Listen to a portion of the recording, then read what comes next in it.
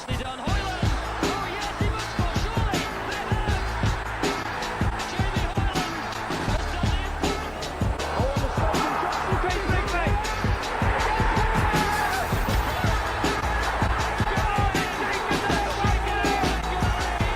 Chris Hussey's got space in defence. Hussey inside the box. Tries to square it back. An opportunity. It's there. Top zone. And Berry take the lead. One leaves a crowded base with the very important goal there. He's got the right foot. He shot! Oh, what a big goal! And still, the mighty Shakers.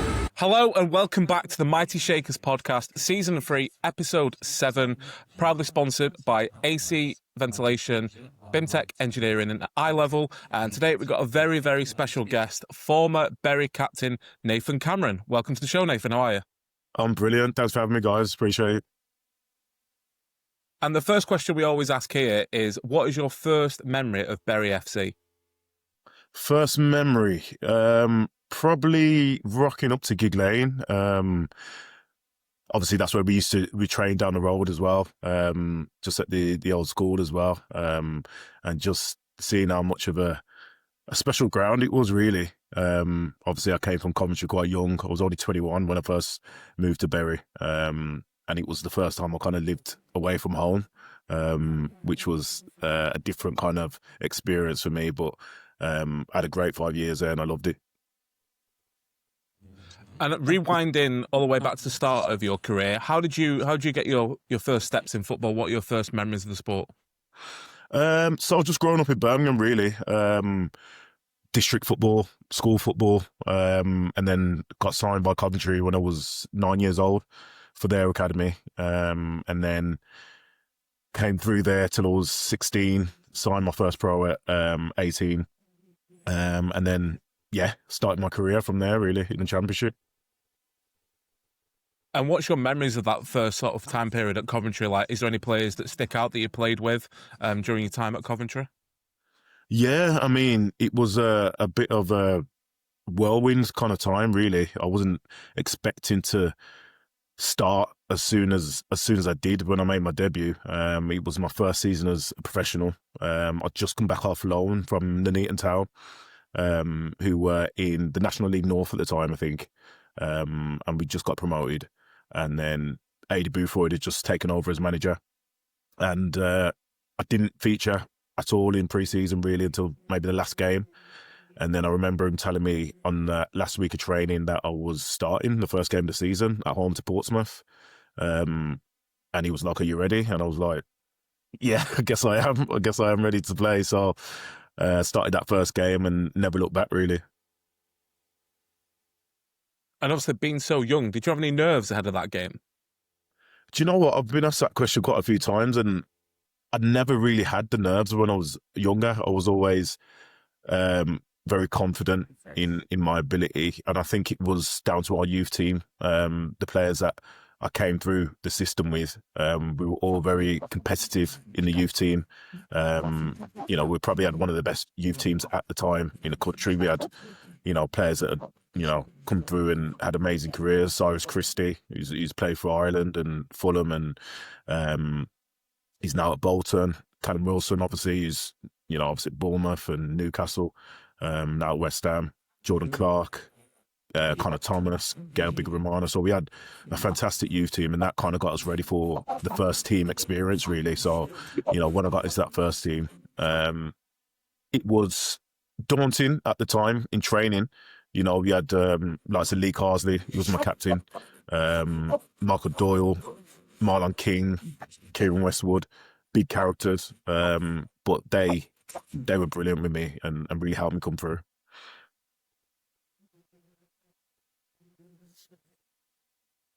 I'm just checking. You said Gail Big Romano then, didn't you? Yeah. Like he was a proper FM legend. And he was once he was Wonder Kid, wasn't he? Yeah. Yeah. Obviously, in that season as well, it was quite a memorable one because you made your England under-20 debut in the February of 2011. Talk us through your memories of that, because looking at the team sheet, they had Griezmann and Lacazette. So quite a first tough test at international level. Yeah, I mean, it was again, an amazing experience. I wasn't really expecting the call up at the time. I, had a good season to start my professional career, but to play for England was something that I always dreamt of when I was, coming through the ranks, 13, 14. I always used to check the FA.com, the lists for like under 15s, under 16s, and at one point I was a bit obsessed with it. And then I think when I got to about 17, 18, I didn't think it was probably going to happen for me. But again, when I broke into the first team, Brian Eastick, gave me a call up, and I was lucky enough to make my debut against France, against the players that you stated there, Griezmann and Lacazette, which was, amazing to play against them. Obviously, you don't know at the time just exactly the career they're going to have, but they're still fantastic players at that age. And unfortunately, we lost the game 2-1, but it was still, one of the best experiences of my life. And, I always look back at that with pride. And then from there, you went to Northampton in 2013. What was it like joining Booth? It was a fantastic experience again. Obviously, at Coventry, things didn't work out. I ended up, not having the best end of the season. And obviously I went on loan to Northampton, where Ada Boothroyd was. And again, that was a fantastic 3 months I had there. We ended up getting to the playoff final, playing at Wembley for the first and only time in my career. Was an amazing experience. We lost 3-0 to Bradford when I think it was the same season they made the Carling Cup final. So when they had Narky Wells, James Hansen, players like that, they had a really good team, and obviously beat us out in the final. But again, another amazing experience. And then obviously your next one was to Bury, wasn't it? How did you move to Bury come about? It came about through my agent, really. At the end of that season, obviously we just lost in the playoff final, and AD really wanted me to sign for Northampton. And to be honest, I thought that was the only destination for me for the next season.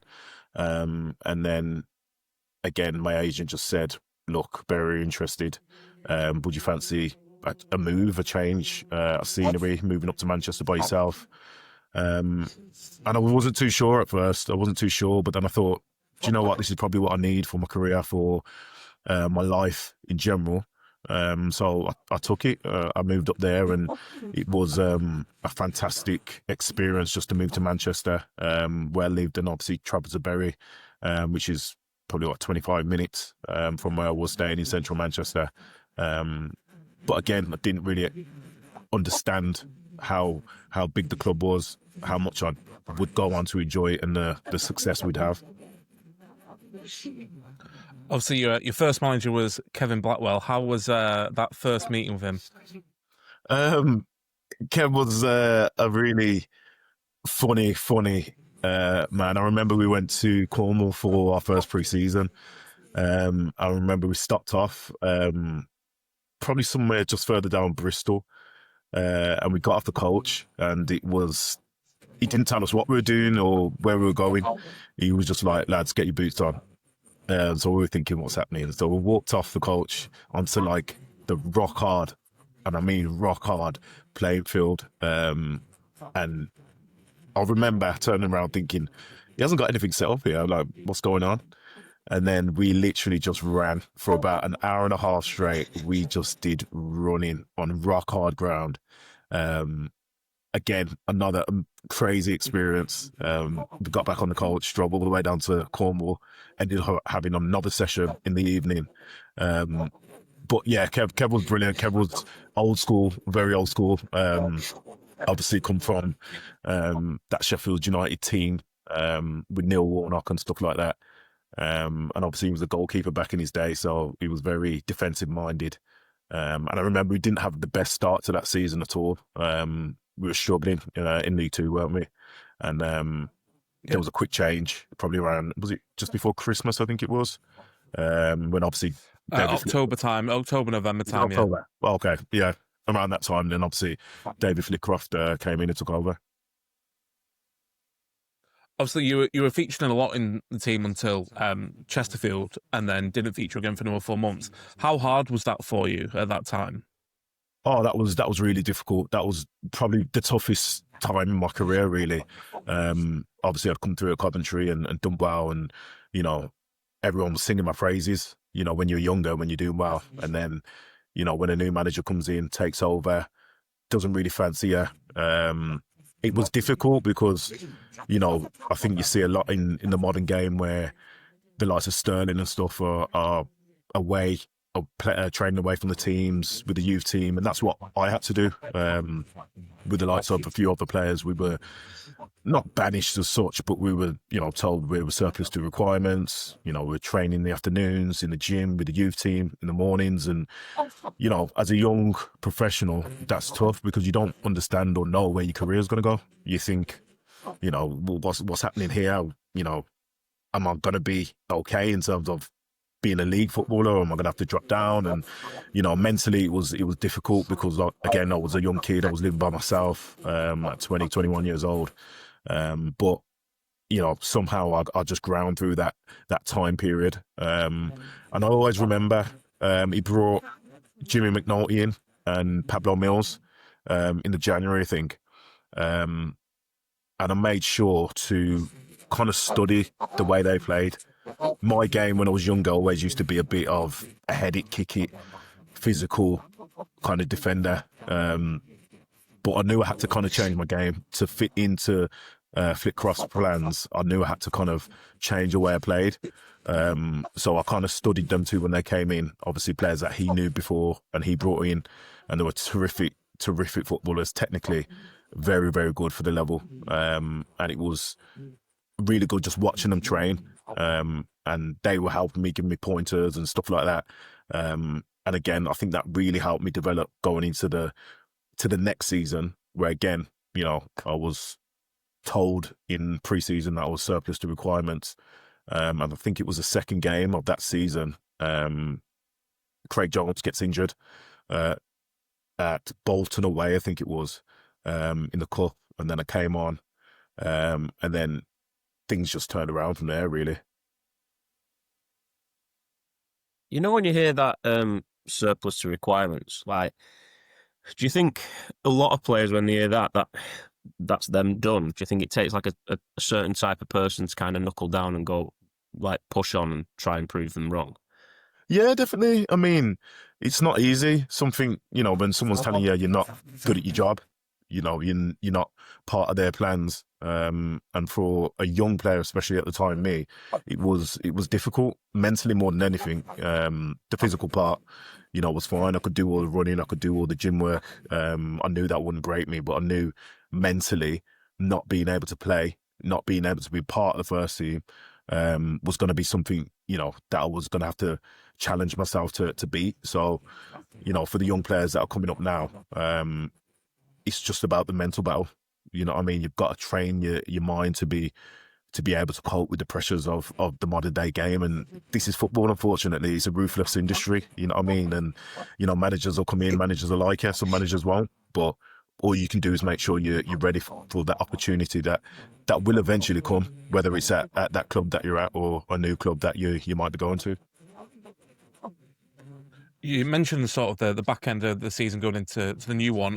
One of the lads who appears on the podcast mentioned that when you came on at York away at the back end of the 13-14 season, I think you were chucked on up front.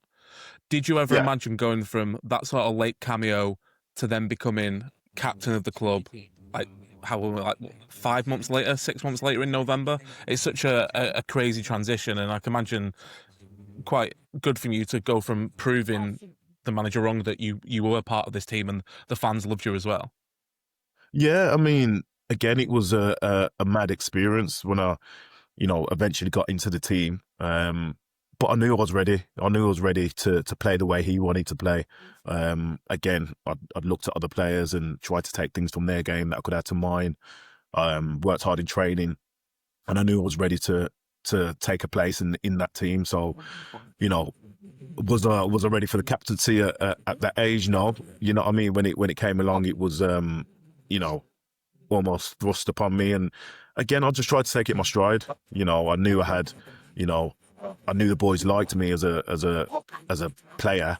But again, when you're so young and you're trying to take the captaincy, it's like you have to gain a new level of respect from, senior players who are 30, 31, 32.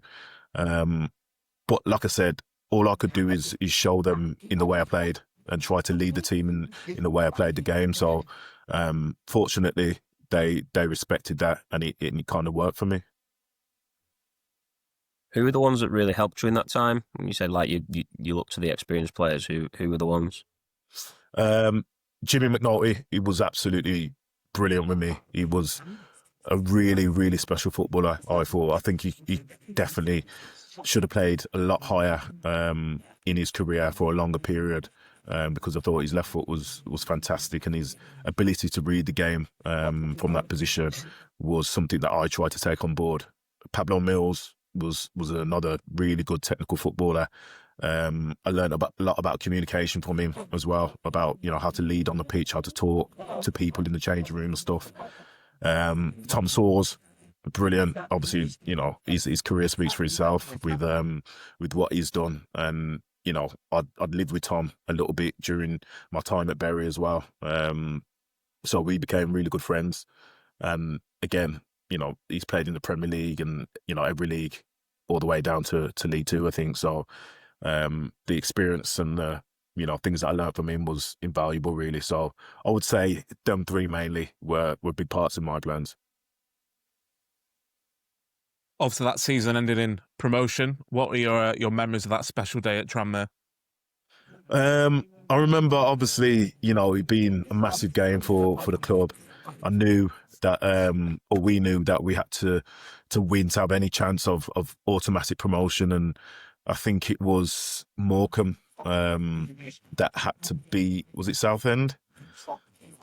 Yeah, Southend, yeah. Yeah, for us to have any chance of going up. So we knew we had to win the game and do our job. But we were confident. I think we had a lot of wins away from home that season, and managed to grind that clean sheet. So we knew if we kept it tight, then we'd always nick a goal. And again, I remember that away support section was absolutely rammed. I think we had about 6,000-7,000 or something crazy like that.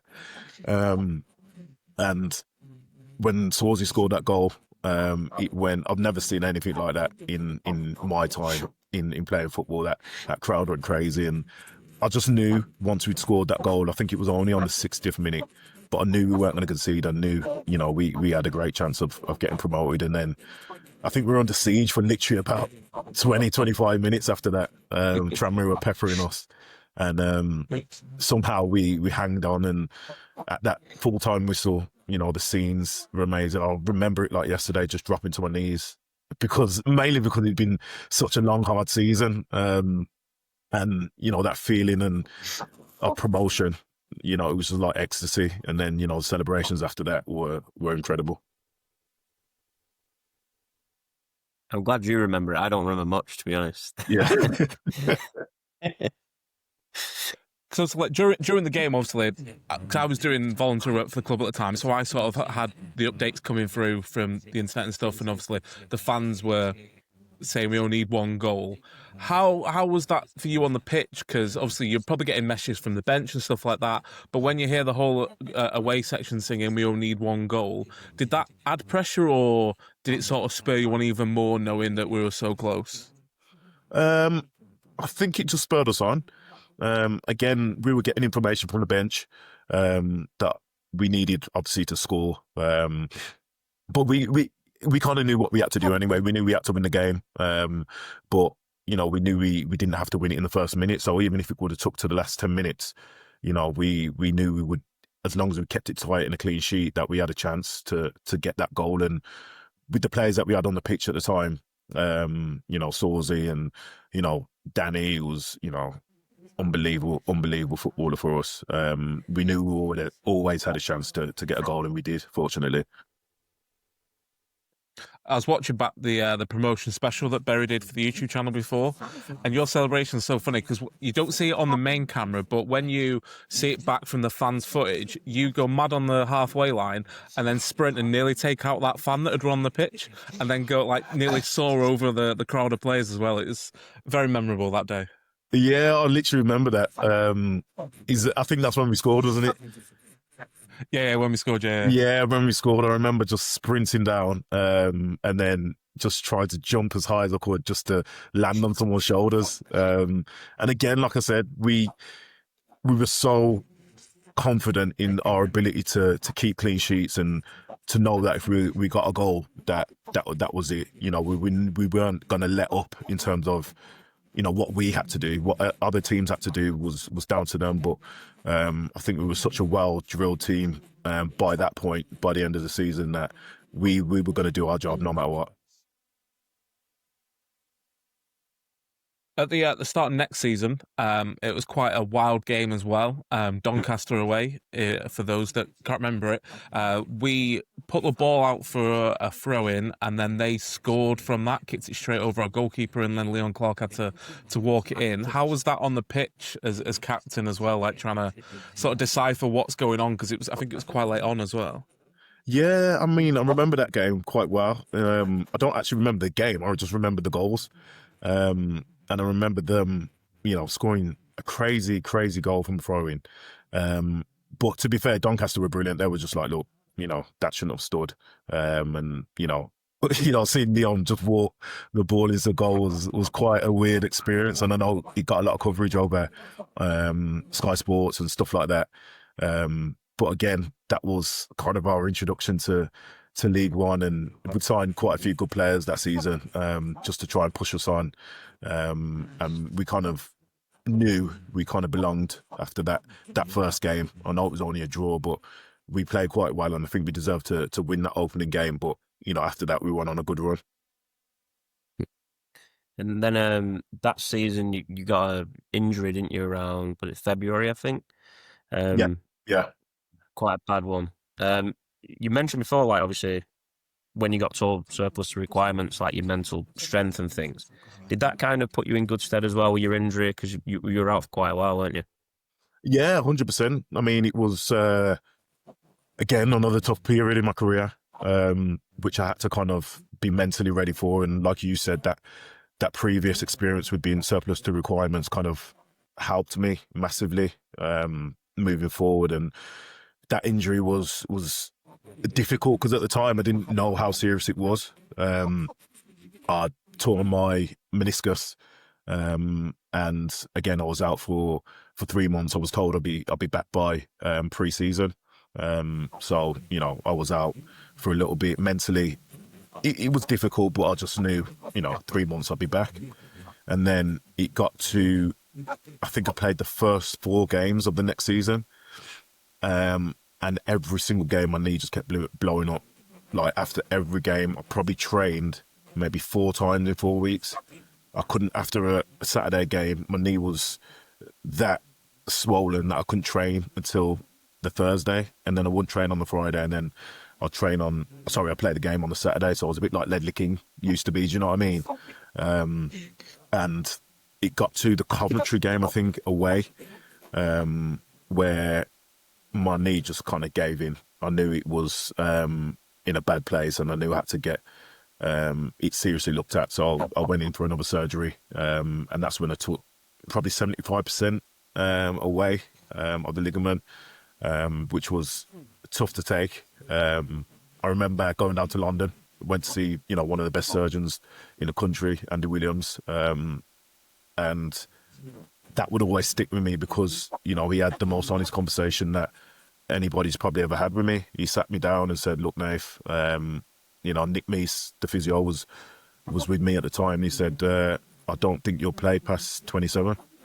I think you'll have to retire at 27 years old. I was only 25, I think, at the time, 24, 25. And that shook me. You know, I really didn't think it was as serious as it probably was. And for a surgeon to say that, you probably take it and, you know, run with it and think your career's going to be over. You know what I mean? But again, that's probably where my mental strength had to come in. You know what I mean? I had to change my mentality, change something. You know, I knew I couldn't give up or, you know, just allow, you know, what a surgeon says to be the truth. So literally from that moment, I turned pescatarian. I stopped eating meat. Haven't touched meat since that day. And, you know, did a lot of yoga, a lot of things to just try and reset the inflammation in my body, and try and, you know, lengthen my career as much as possible. Unfortunately, you know, I've been doing the right things over the last, you know, 9 years, and I've been able to play until, you know, I'm 33 now, 34 in November, so I'm still going strong. Do you still have like your flare-ups with your knees and stuff, or is it just you know what you need to do now to like manage that? Touch wood, I actually don't. And it is incredible, really, because, again, when I came back from the injury at Bury, I was still, it took me probably another 8 months to come back. I didn't play until the last game of the season, I don't think. I came off the bench against Northampton, I think. And for the next year, it was still, you know, flaring up, and I'd still have to manage it and ice it a lot and stuff like that. But again, the more the seasons went by, the more I was able to deal with it and manage it. And it got to the point where I probably got to maybe 29. And again, maybe it's just a combination of what I did in terms of diet, in terms of, you know, managing it right. But as soon as I hit about 29, 30, I've never had another flare-up or a problem. I was able to train every day again. I was able to, you know, become a normal footballer again. Okay, I do get a bit of catching sometimes in terms of, you know, in the cartilage, but, you know, I can play 90 minutes easy. I can play and train every single week. Obviously, it's a bit different now being part-time.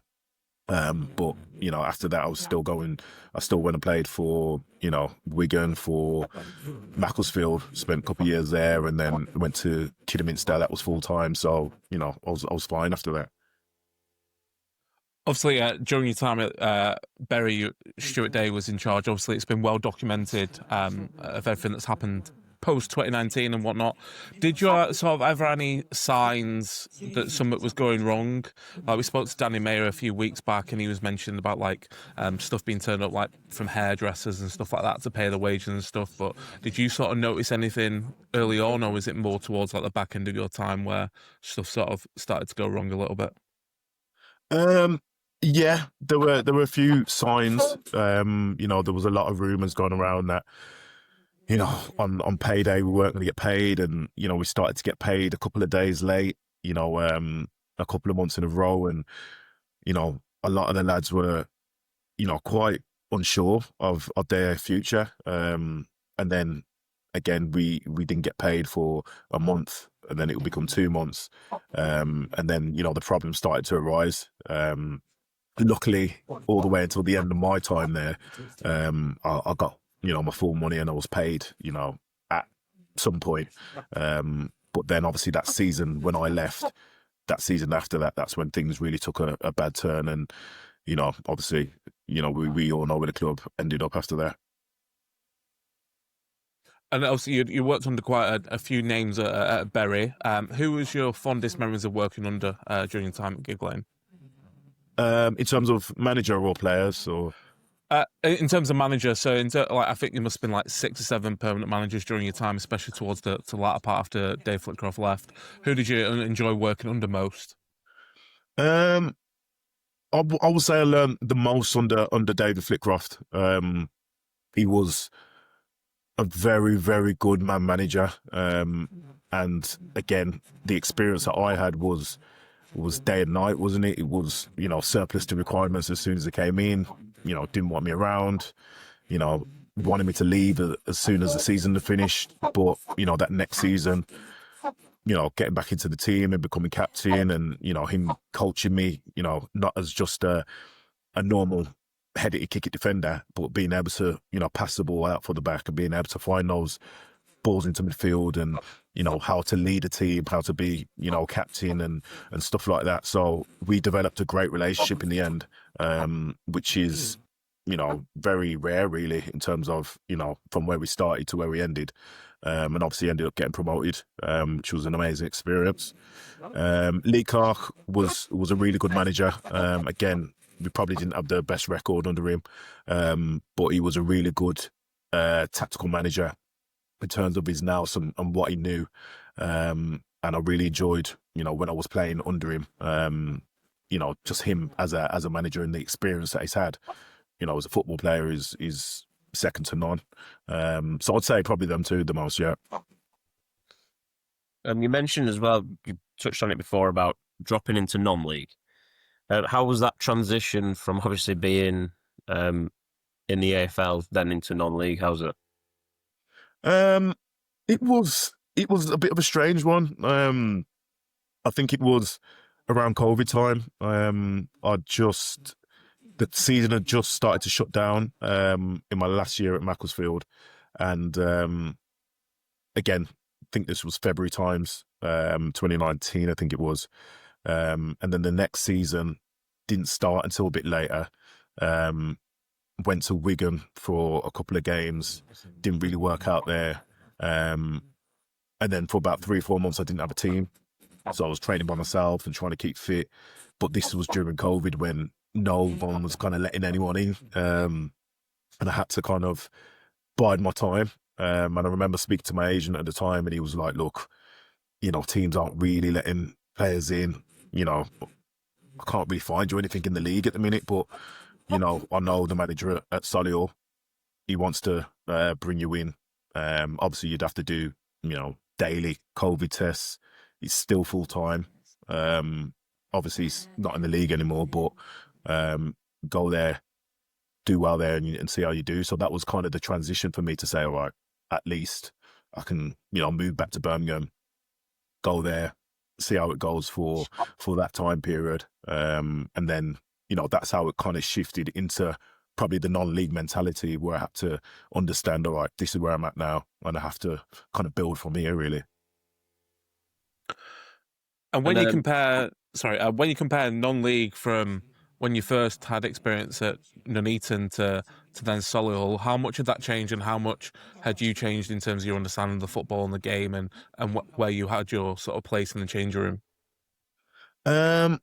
I just felt so much more experienced. I mean, when I was at obviously Nuneaton, I was 18 years old, and that was my first experience on men's football. So I was a bit just, raring to go, kind of hungry, young, excited. But then, 12 years later, I just turned 30, I think, when I signed for Solihull.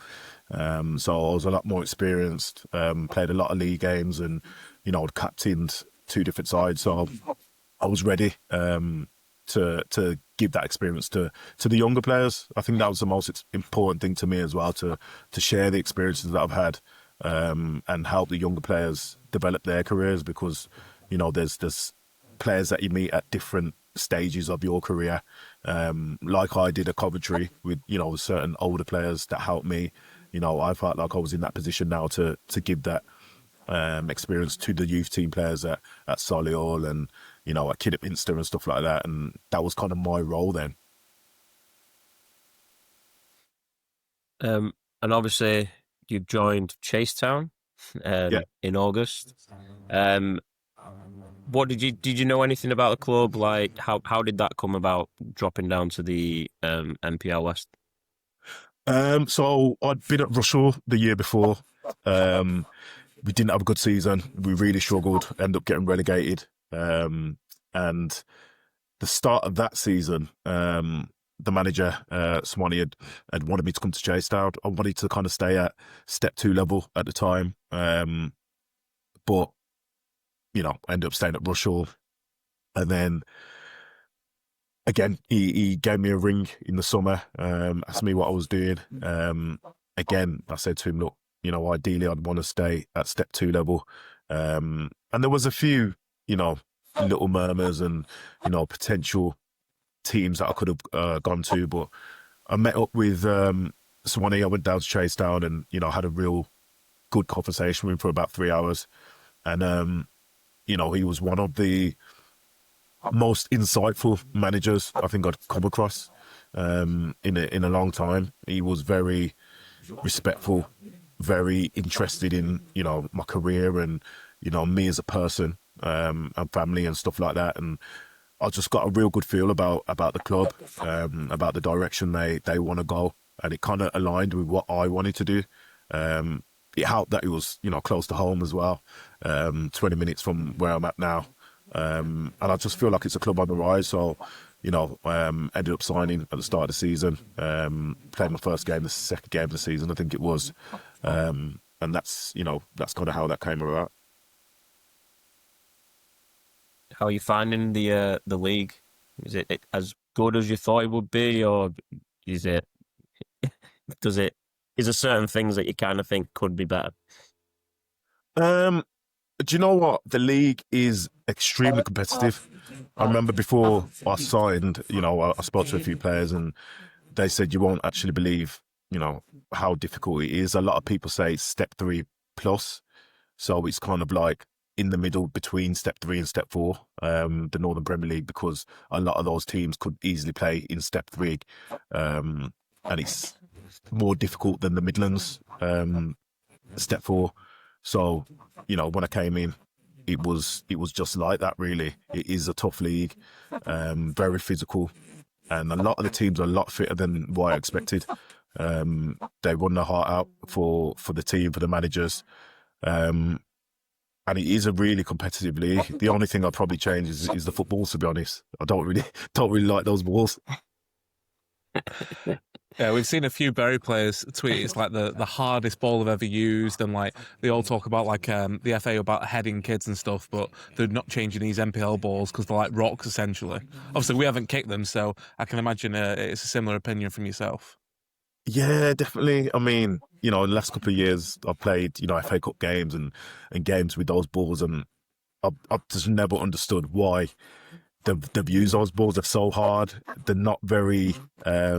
You can't really get your touch as great as you can with other balls, and it just doesn't suit a lot of players. And a lot of players I've spoke to have the same kind of opinion. So, I remember one player saying to me, we should start a petition to get those balls out of the league and change a sponsor. But listen, it's something we've got to deal with for this season. So we'll see how we go.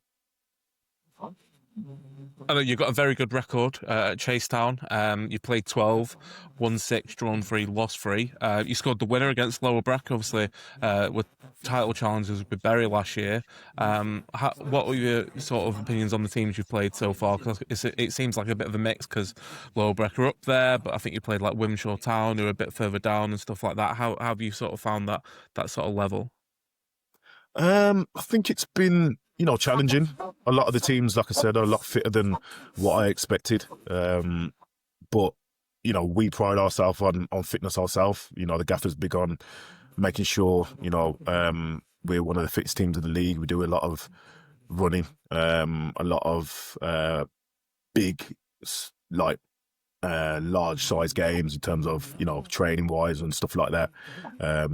But the teams themselves are very game. There's not been a game that I think I've played yet which has been an easy game or a game we've just strolled through. We've had some good results, but we've always had to work hard for those results.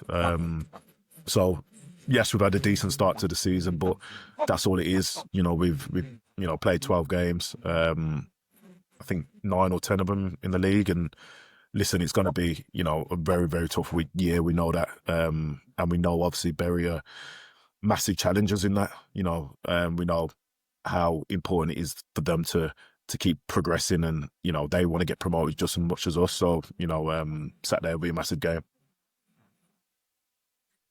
Obviously, you've played Lowbrook at home, and a lot of Bury fans listening will know about Lowbrook away. Have you heard much about their ground and the experiences that you're going to get there? All I've heard is it's a community kind of pitch in terms of the actual grounding. It's almost like a 5-a-side kind of 11-a-side pitch, if you know what I mean, in terms of the gates and stuff. So I've heard a few murmurs and stuff like that, but again, I haven't been there yet. So I'm sure I'll get a right surprise look at your on that. fixtures. 24th of January, you've got them, so it's going to be cold. It's probably going to be wet, and if you speak to Bury fans about that, it's not good memories and good experiences there. So you've got you might have to pull a fast one that week. Yeah, I'll see how the hamstring is feeling that week. The hamstring might be a bit tight. When I rocked up there for the first time, I turned up and there was a bloke stood on the door and he was like, "You here for the football, mate? We're here for a swim." Yeah. I hope that's not our experience in January. Jeez. But obviously, you mentioned this weekend, you're top of the table going into it. Bury are 4th or 5th, I think, after last night's result. What are you expecting from Bury at Gigg? A very tough game. A very, very tough game. We're not looking at the table right now. We're just focusing on the games that come up. We know what Bury pose and, how big of a team they are in this league. And again, we want to be challenging. We want to be, pushing just as much as them. But, we know how hard a game it's going to be. It's going to be a big crowd. Bury have a lot of expectations this year. So, look, we're going to go to Bury and give it our best shot and make sure, we do our best to win the game. Obviously, Bury are favourites probably for the league, but we're just taking every game as it comes at the minute, and we're not getting ahead of ourselves.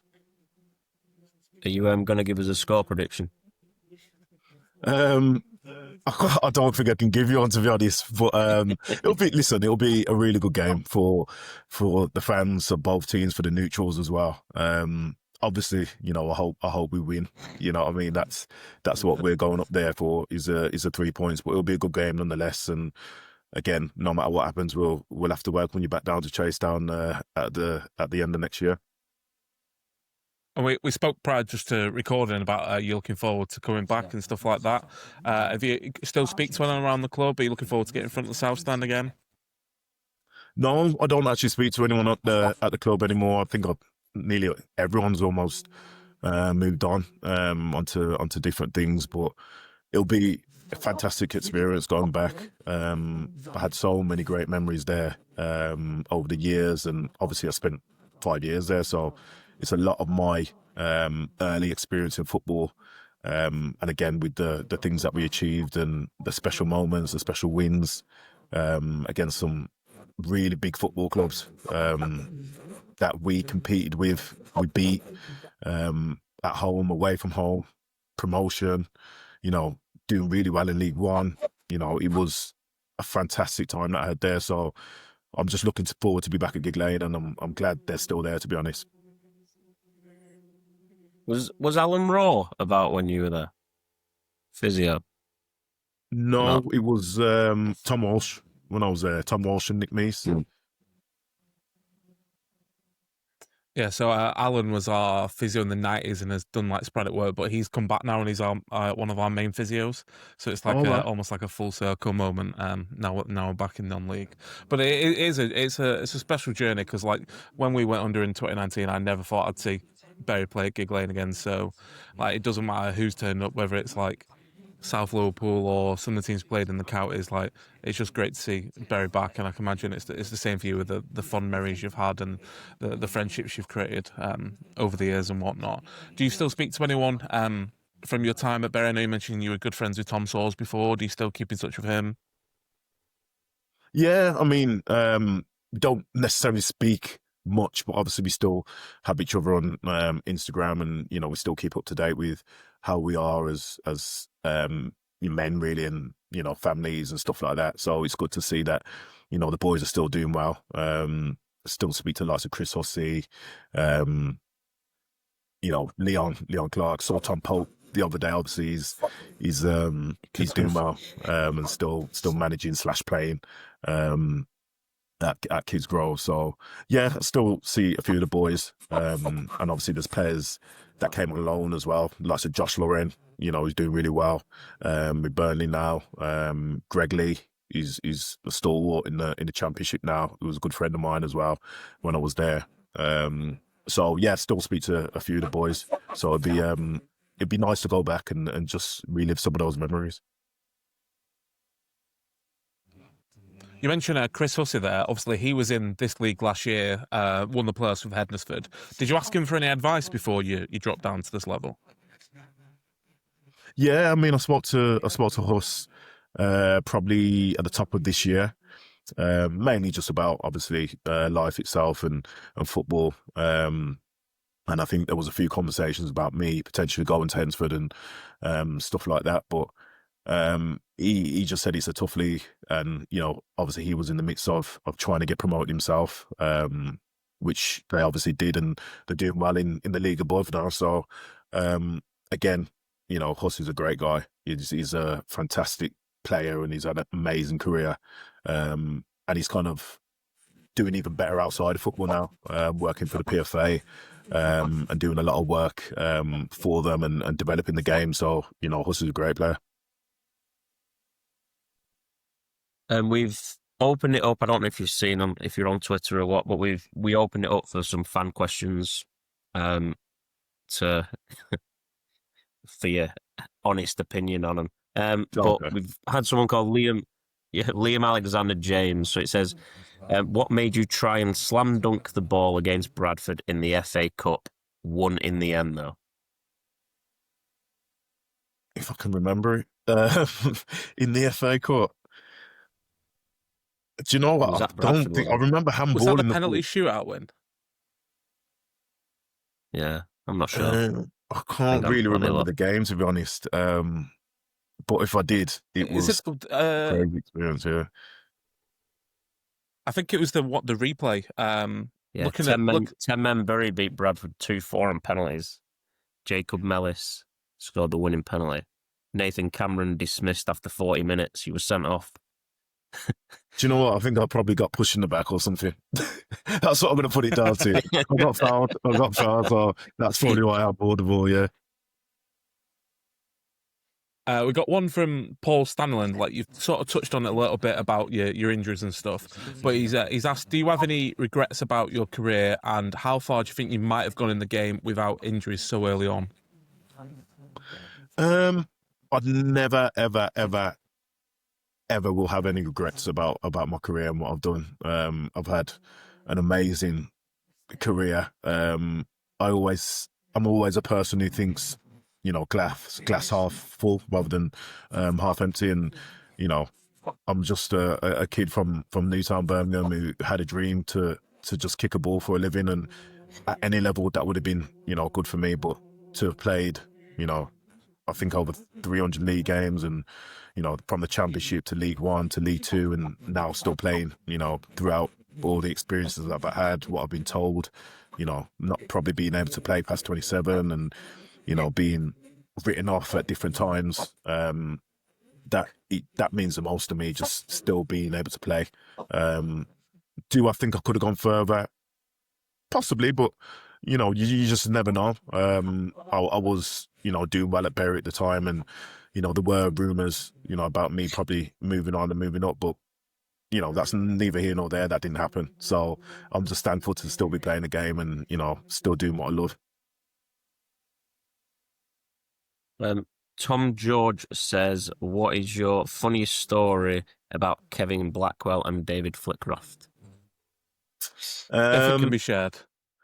Yeah, probably the funny story about Kevin Blackwell was probably when we used to do the warm-ups. So we used to train at the lower rec area, just down the road from Gigg Lane. And we used to do a warm-up of keep ball in a circle, like a rondo. And I always remember every single time to restart the rondo, once someone had obviously given the ball away or whatever, Kevin Blackwell would pick the ball up in his hands and half volley zing it at someone's feet for them to control it. But the thing is, it was uncontrollable. It was literally a zing that you couldn't deal with. So it literally just came off your foot, and then he would be like, yeah, you're in, next. And it was just, everyone would just sit there laughing, but he was deadly serious with what he was doing. So that's probably the funniest story about Kevin. And then Flickers, there's probably too many to name, really, and too many that are probably not PG. But the funny story probably about Flickers was probably him on the bike. He used to love the bike. I don't know what his obsession was, but obviously we used to train at Man City's old training ground, which, you know, at the time for a League Two team was unheard of. Unbelievable facilities, had a 2-story gym with unreal gym equipment, and you always used to see him in there in the mornings, getting a sweat on the bike, pushing himself to the limit, really, sweating his arse off. And he was really, really, really funny character. Really got along well with the boys, and I'll be honest, a lot of the stories I couldn't really say on the podcast, but just know he was a really, really funny man. Yeah. We get this question quite a lot when former players come back on, but Adam Woodward asks, would you come back to Bury? Probably I would listen. I would love to. I would love to come back and be at the club. But I think that ship's sailed for where I am in my career right now. I think, you know, because it's part-time, I'm obviously working as well in Birmingham. My family's in Birmingham. This is where I live. So, you know, ideally it wouldn't work, just geographically, for me. But listen, I had the best time there, and the memories that I made were amazing, and being able to captain a club, that's something that I'll always be proud of. Just before we move on to the next part, just to pick up on a point there, obviously, without going into too much detail, but you work part-time now. Do you get recognised by people who've, like, sort of known your career and, like, sort of stuff like that? Or is it sort of, like, one that's sort of, like, kept under the wraps a little bit and kept separate from your career now? Sometimes. I mean, obviously, I came through at Coventry, so, you know, sometimes when I'm in Coventry, I do get, you know, stopped every now and again, or, you know, I'm maybe there for work, or, you know, talking to certain people. The group I said I grew up with through the youth team, we're still very close. So, you know, we see each other a lot. You know, Callum Wilson, John Clark, Cyrus Christie, I'm really close with those boys there. So, you know, I get to spend a lot of time with them and their families. But, you know, in terms of recognised outside of there, probably not so much. I work as a operations manager for a mentoring company in Birmingham, so I do a lot of work with the youth in schools and going in to mentor people there. So that's kind of what I do outside of football now, alongside football. So do you want to do the quick fire stuff? So we'll just spiral off. So first one, Messi or Ronaldo? Oh, Messi, all day. No comparison for me. Favourite ground you've played at? Wembley. Good answer. Worst away ground? Oh, Accrington Stanley. I used to hate it there. Hated it. Not the first person to say that. The best match you've played in? The best match I've played in? Oh, that is a tough one.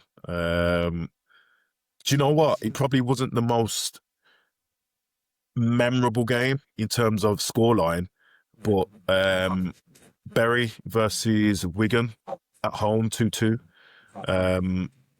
It was a real back and forth game. I remember, you know, the crowd was amazing. Wigan brought a lot of fans as well. And I think, from what I can remember, I scored at both ends. So that's probably what's most memorable for me.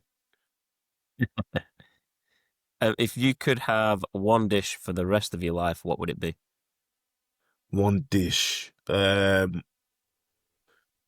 Probably a salmon risotto for me. I know it might sound a bit calm, but I'm obviously pescatarian now, so I don't eat meat or anything like that. So that'll probably be the dish I'll go to, yeah. One of these next questions will be interesting. Yeah, I mean, if you were to go to Nando's, what would your spice level be? Oh, do you know what? it normally used to be lemon and herb for me. I used to be very anti-spice, but I think my missus has got me more into spice these days now. So I'll go hot now. I'll take hot. And this is an interesting question for a pescatarian. If you 5 perfect items on a full English breakfast. Oh, poached egg, beans, mushrooms, hash browns, and we'll probably finish with some vegan sausages. There you go. Solid. Is there anything you'd get rid of from football? I would personally take away VAR. I think it's kind of hurting the game a little bit now. A lot of things are going more towards, the AI stuff and, the kind of technology advancement in the game. I know it's always for the better of the game, but I feel like it's hindering a lot of things, especially at the top level now. And I don't see it getting any better, unfortunately. There's a lot of mistakes that are happening, especially lately. And I didn't think there was that much wrong with, just general refereeing decisions anyway. It's human nature. The game's played by, human footballers. We're all going to make mistakes. We make mistakes as footballers. So, why aren't referees allowed to make those same mistakes? That's kind of what we fell in love with. When the game's taking so long to get restarted, you're losing that kind of love for the game in terms of celebrations, in terms of, fan interaction. So I think we need to kind of think about that a bit more. And I think VAR would be the one thing I'd look at. I thought you were going to say the footballs are non-Premier League. Oh, we could take them out as well, 100%. One that we'll always suggest is players celebrating against the former clubs. So it's sort of on topic. So if you score at Gigg, would you celebrate? Oh, no. Got too much respect for Barry for that. I wouldn't celebrate, no. I would. I'd celebrate. Would you? And last quick fire, do you have any superstitions pre-match? No, I'm not a superstition guy. I think naturally maybe I do the same things in the same order anyway.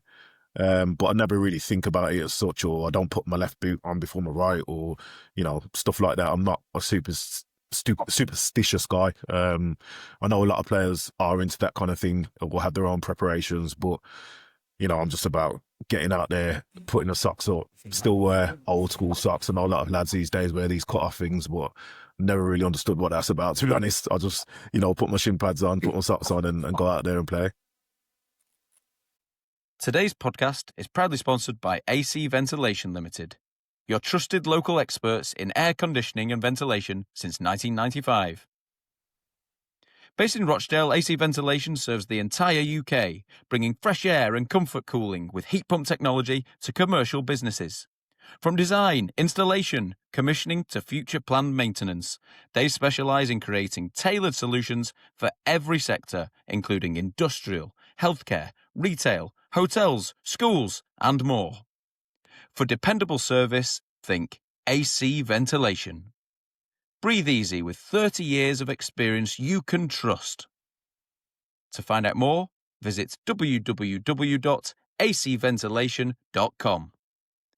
AC Ventilation, proud sponsors of the Mighty Shakers podcast. So thanks very much to Nathan for coming on. Hopefully you all enjoyed that chat. So since our last podcast with Connor Pies, there's been a lot going on, shall we say, Will? Obviously starting with the Stafford Rangers win, the last-minute goal, which has been voted September goal of the month for the Northern Premier League as well. Yeah, Stafford, it was a good game, wasn't it? It was very enjoyable, and I don't think they deserved 2 goals. It was poor defending, I think, for because Coquelin. Is it Coquelin who used to play for us? Coquelin, yeah. I mean, it was a cracking finish from him. But then I thought we actually played really well, and I think Gabe Johnson coming on was the one, wasn't it?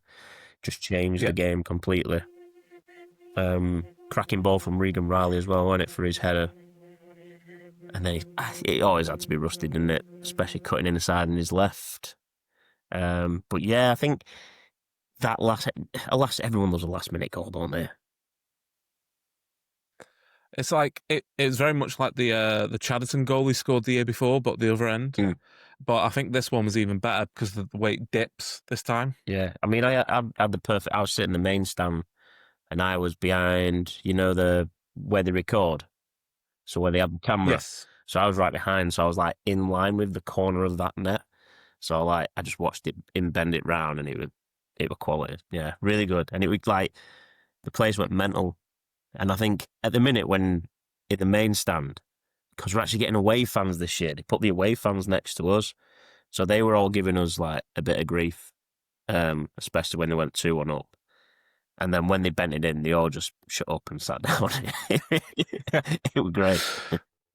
But it's good to see because we didn't get that in the counties, and they made a lot of noise early on because they're in sort of like the middle, and then they just went right next to where the hospitality section is where you were and created the atmosphere there. So it's good to see. Yeah, very good. Yeah, and it's one thing that I think when we were in the counties, we definitely missed it. I think West Dids was the only one, wasn't it, when we played West Dids and they actually filled up the semi-end a bit. And they obviously sing and get going. And I think it just misses it, doesn't it? Sometimes I think the game goes a bit flat because we're just relying on A-block all the time. Whereas I think now, it's a bit back and forth and obviously a good game to watch. And the standard's miles better in it this year. Miles better. Oh yeah, it's crazy. I can understand why Nathan was saying then about the quality of the teams being a lot better than they expected, because if you look at the league table at the moment, in the top four, it's ourselves and Lowbreck, and we were in the division below last year. If Linnets win their game in hand or 2 games in hand, I think they go top. They're in the FA Trophy, they beat us, but then we'll get onto that in a minute. But they've got the FA Cup 4th qualifying round this weekend as well. So if they win that, they're into the first round. So it's a super competitive league this year. Yeah. And teams can actually defend. I think that's the biggest shock. If you the counties, it is just relentless. It's just the attack and don't really care about defending, and you get 6-0s and 5-3s and all that nonsense.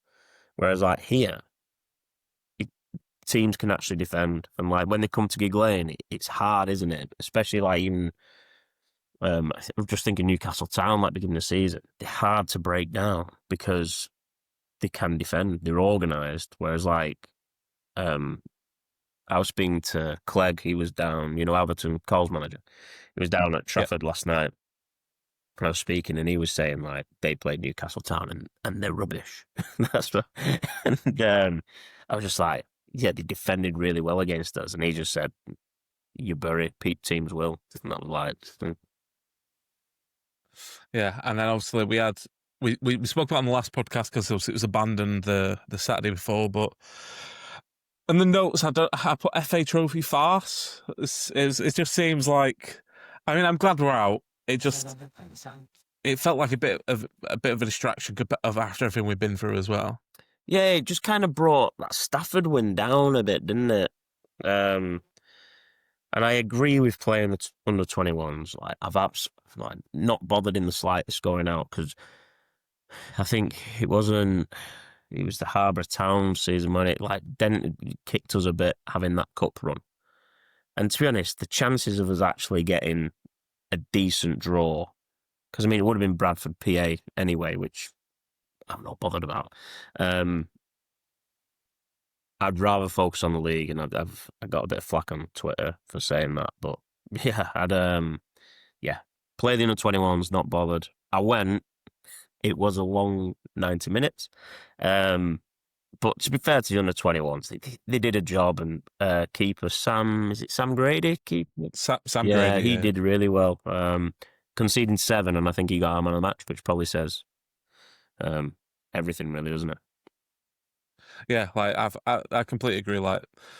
I think the big clubs don't come in till like the second or third round proper anyway. So like you're a hell of a lot of way off. And I think like the prize money compared to what we got in the FA Cup was like significantly less. Obviously, it will be, but yeah, I would much rather focus on the league.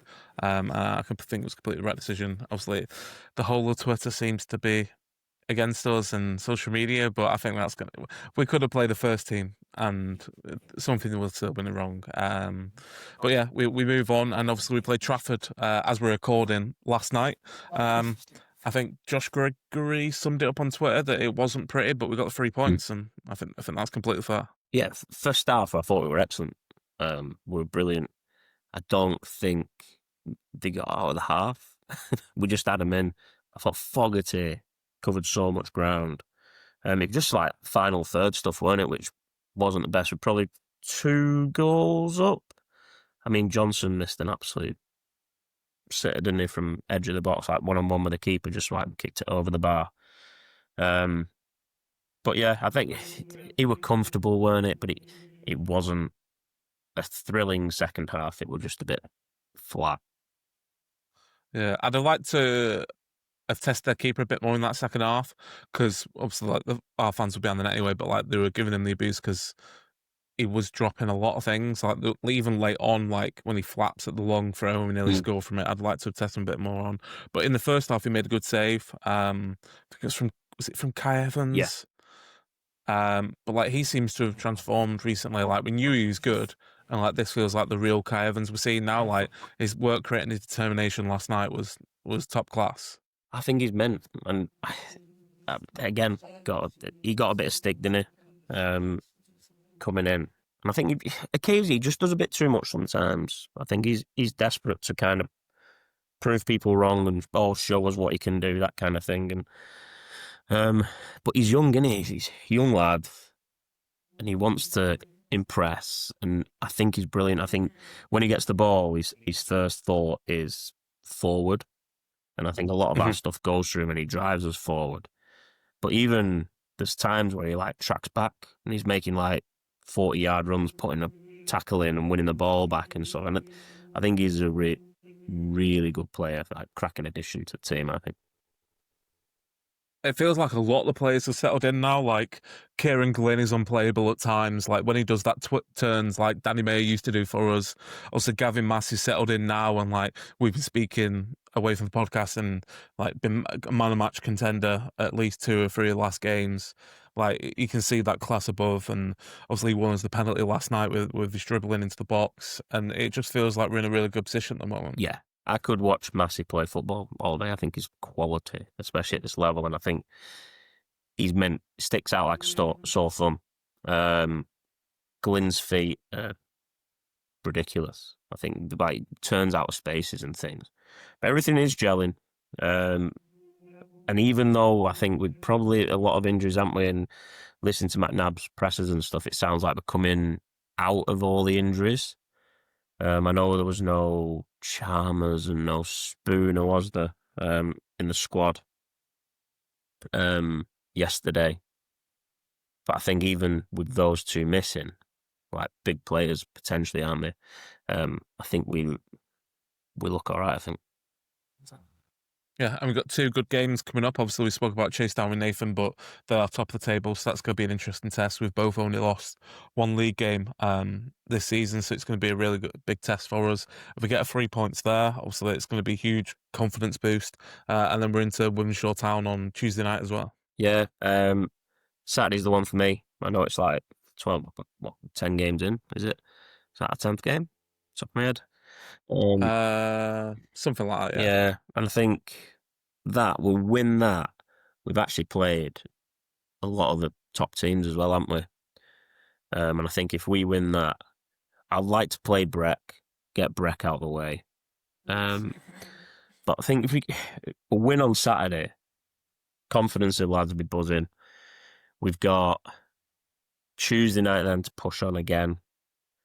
Because I think Wimshaw is winnable, isn't it? I think Saturday is the one. And plus, obviously, with Nathan at centre-back, he knows his stuff, doesn't he? So it might be interested to see what McNabb goes with, whether it's Johnson or DJ, or even both. Like, might be a challenge, and especially for them, push Cameron, wouldn't it? Yeah, and then obviously to see out the month, we've got Sporting Calcer, which I know you're very much looking forward to on the 18th. Mossley again, which is a rearrange game on the 21st, and then Vauxhall Motors. And I believe all but Mossley tickets are on sale now, so if you haven't already, make sure you grab those tickets. And then for the final part of today's podcast, we do a shaker shout out at the end of every one. And today it is going to Peter Clark, obviously a former shaker. On Tuesday night, he made his 1,000th career appearance for Prescott Cables at the grand old age of 43. Incredible longevity. And yeah, obviously was a very good player for us. And I saw that his mum and dad go to pretty much every game that he plays as well, which is very nice. 1,000 games. What a game's that, isn't it? Did see the Very game. much. I wonder what his Go on. win-loss record. Oh, yeah. Do you know it? No. I'm not doing that much No. research. I was going to say, gave him a guard of honour, didn't they? Yes, I saw that on Twitter. Yeah. Very nice. Very nice touch. 1,000th game, we gave it FE on Bros for 6 games, did we? So. Because I saw he did an interview as well, and he said that he's been thinking about it since 750. So he's been thinking about it for like a good 5-6 years as well. Yeah. So you don't want to finish on 1,001. I'd hang my boots up on 1,000. yeah, just sorry lads, something's gone. better set out. Oh nah, I can't come back. Sorry lads. But yeah, very nice achievements. Yeah, we have got Chasetown at the weekend, Wimshaw on Tuesday night. Potentially a podcast next week. I need to speak to the main man Dan. Don't know where he is these days, in Centre Parks anyway. Whatever he's telling us. Money man, innit? Going to Centre Parks. Yeah. Wadded. Yeah. So yeah, we'll see you on the next one. Up the Shakers. Up the Shakers.